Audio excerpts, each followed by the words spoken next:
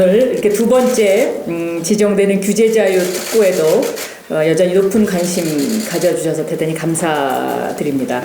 다 아시다시피 1차에서 7개 규제자유 특구가 지정된 지 4개월 남짓 되었습니다. 그리고 그간 지자체별로 특구 사업 전담 조직이 신설이 됐고요.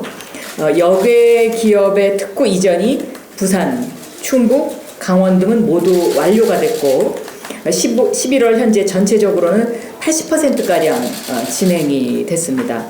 그래서 올해까지는 대부분 마무리될 그렇게 예정으로 있습니다. 이것처럼 신산업 창출 동력으로서의 채비를 차곡차곡 갖춰 나가고 있다 이렇게 말씀을 드리고요. 내년 정도 되면 어느 정도 가시적인 성과가 조금씩 나오지 않을까 이렇게 보고 있습니다. 문재인 정부 들어와서 잘한 일이 뭐냐라고 요즘 이제 2.5년 반환기를 돌면서 질문들을 하십니다. 그러면 저는 첫 번째는 중소벤처기업부를 부로 만들어서 중소기업과 벤처기업 소상공인들을 이렇게 독자적인 경제 영역으로 인정해 준 것, 이것이 잘한 일이다 이렇게 제가 자신 있게 답변을 하고요. 그리고 두 번째는 저희 부와 연관 산업이긴 합니다만은 5G를 세계에서 최초로 상용화했다. 그래서 5G 하면 대한민국 이렇게 브랜드화 됐다는 것. 이것이 요즘 엄청난 시너지 효과를 갖고 저희 중소벤처부가 하고 있는 스타트업 쪽과 아주 밀접하게 움직이고 있고, 특히 이제 외국에서 찾아오는 대부분의 글로벌 기업이나 아니면 관련 장관분들이 왜 한국에 와서 자꾸 우리 중소벤처기업부 문을 두드리면서 스타트업 리스트를 달려고 하냐 이렇게 제가 질문을 하면 너희 나라는 5G를 세계에서 최초로 상용화했고 물론 이 5G 기술을 대한민국만 갖고 있는 것은 아니지만 이미 이 5G를 이용하는 이용자가 100만 명을 넘는 세계에서 가장 큰 테스트베드의 시장이다. 그렇기 때문에 한국에서 성공하면 다른 곳에서도 성공할 수 있다. 그래서 한국을 찾아오는 것이고, 이 5G와 AI와 데이터를 연결하는 데 있어서의 필수적인 연결고리가 5G이기 때문에 한국에 와서 중소벤처기업 문을 두드리고 스타트업들의 리스트를 달라고 한다. 이렇게 공통적으로 답변을 하고 계십니다. 그리고 세 번째로 잘한 일이 뭐냐 이렇게 질문을 하시면 바로 오늘 발표하는 규제자유 특구를 세계에서 최초로 지역으로 규제를 푸는 이런 형태의 제도를 마련한 것이다 라고 제가 이렇게 말씀을 드릴 수 있겠습니다. 결국은 4차 산업혁명은 기술을 누가 먼저 선점하느냐의 문제입니다. 제가 5G에 관한 설명을 조금 길게 드린 것도 그 이유 때문에 그렇습니다. 결국 규제 혁신의 속도, 이것이 4차 산업혁명의 선도국가로서의 가장 중요한 요소다라고 생각이 되고요.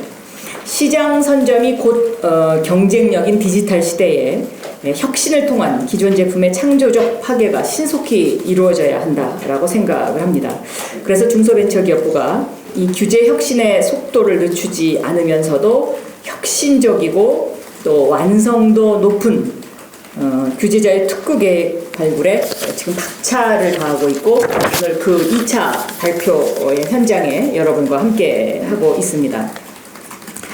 이번 2차 지정을 위한 사전 협의는 14개 지자체의 특구 계획이 제출돼서 신기술, 규제 혁신, 균형 발전, 소비자 보호 등 다양한 분야의 민간 전문가들이 참여하는 전문가의 사전 검토와 또 관계부처의 협의를 거쳤고요.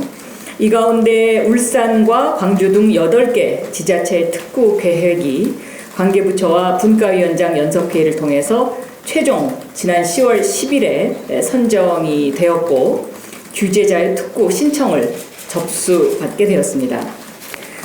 접수된 특구 계획들은 현장 중심의 규제 수요가 반영된 것으로 친환경 자율차는 광주, 전북, 제주, 그리고 바이오 의료는 충북, 대전, 에너지는 울산, 전남, 그리고 조선, 자율은행 선박은 경남 등으로 신성장 분야 사업 중심으로 이렇게 구성되었습니다.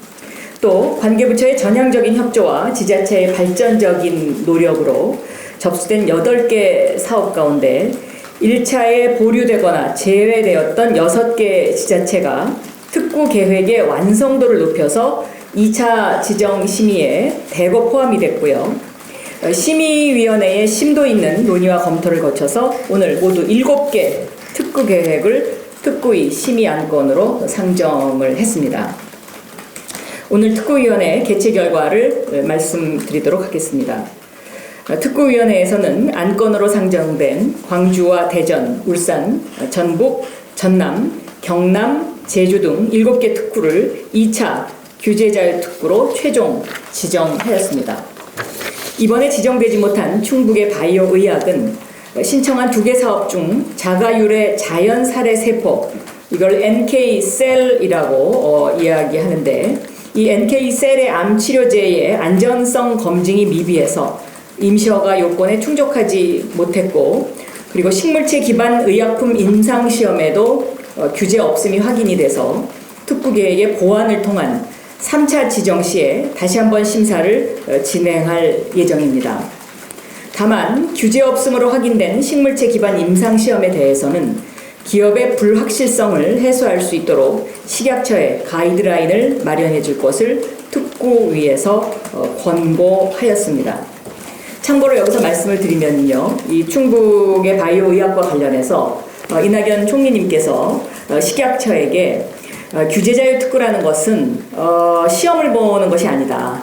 이것은 현재 약간 조금 모자라더라도 이것을 발전시켜서 앞으로 어떻게 우리가 규제를 풀 수 있느냐의 테스트베드의 성격의 역할을 하는 곳이니까 이것을 3차에서는 조금 더 전향적으로 검토하되, 물론 안전과 관련된 부분은 철저히 할 필요는 있다. 이런 말씀을 주셨다는 것을 참고로 말씀드립니다.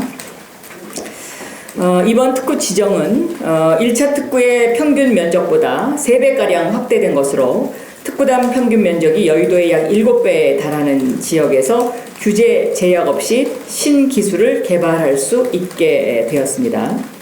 7개 특구당의 평균 면적은 20.3제곱킬로미터입니다. 그래서 총 26개, 이 26개를 조금 더 설명드리면 실증 23개, 메뉴판 3개의 규제 특례가 허용이 되었고요. 신기술, 신서비스, 시험 검증에 활력을 불어넣어 주었습니다. 다음은 개별 특구의 특징을 간략하게 설명드리도록 하겠습니다. 광주는 무인 저속 특장차가 도심 속의 도로변에 생활 폐기물을 수거하고 노면을 청소하는 미래 도시의 모습에 한 발짝 다가서는 것입니다. 관제센터에서 모니터링을 하고 원격 제어가 가능하도록 실증 특례를 부여해서 안전과 기술력 모두를 확보할 예정으로 있습니다.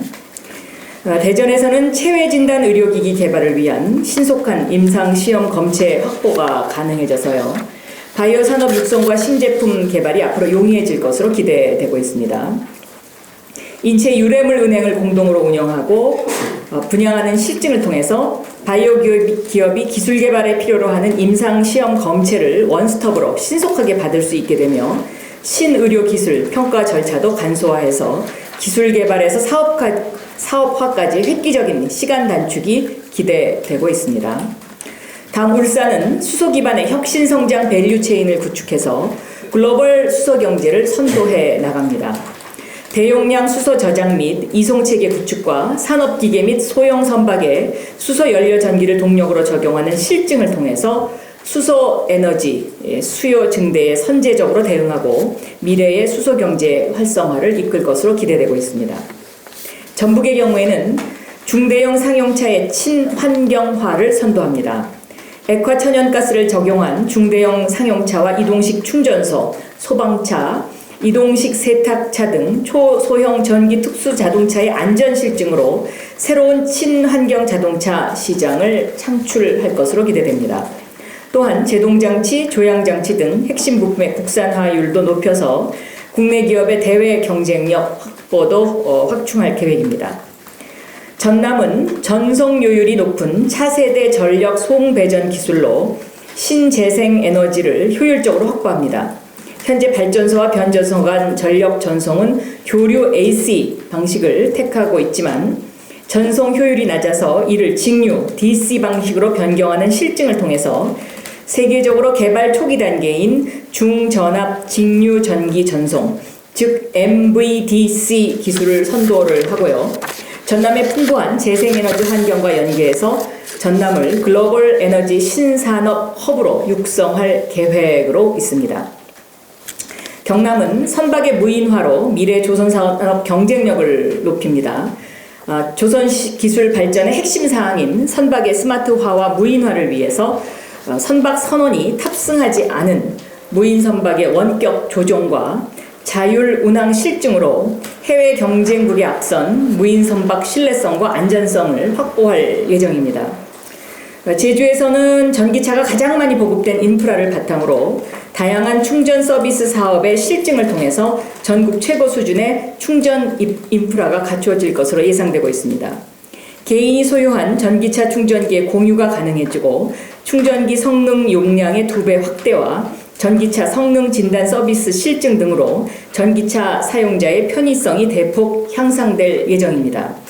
앞으로 향후 계획을 설명드리도록 하겠습니다.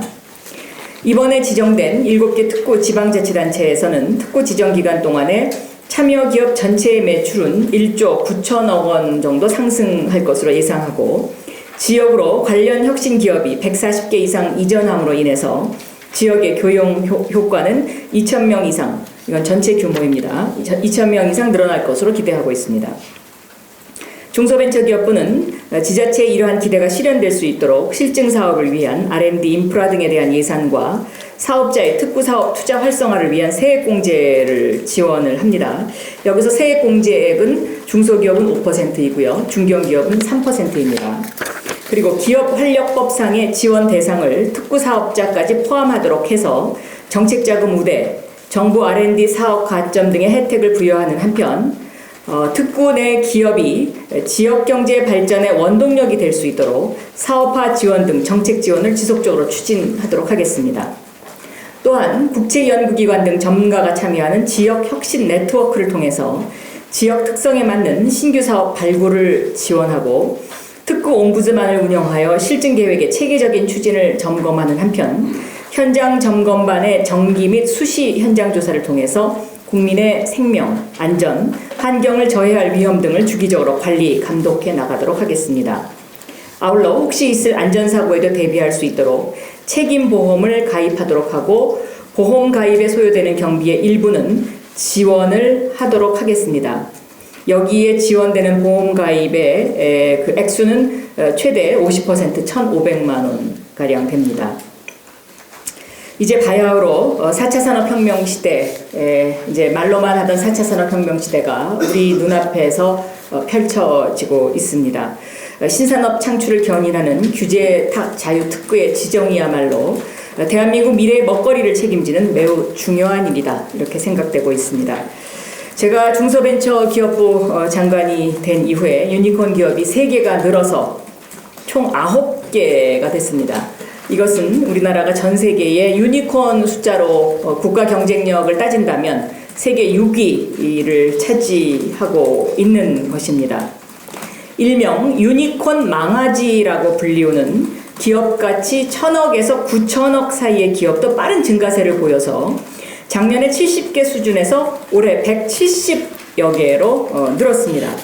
그리고 저희가 파악하기로는 유니콘이 곧 1개나 2개 정도 더 출현할 것으로 그렇게 지금 현재 기대하고 있습니다.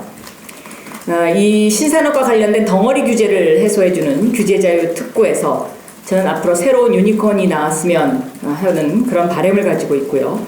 또 스타트업이 활발히 생겨나고 신기술이 접목이 돼서 제2의 벤처 붐이 규제자유특구와 함께 지역으로 확산되도록 노력하는 그러한 기대 효과가 있겠다라고 생각합니다. 규제를 얼마만큼 지혜롭게 해소해 나가느냐, 이것이 4차 산업혁명 시대의 국가의 경쟁력을 결정짓는 열쇠이고요.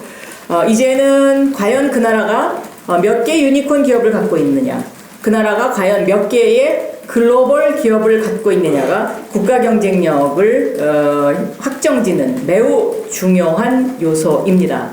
그런 의미에서 중소벤처기업부는 전 부처 가운데 기업자가 들어가 있는 유일한 부서이기도 합니다. 그래서 유니콘 기업 또 글로벌 기업을 지원하는 부서로서 앞으로 다른 관계 부처와 함께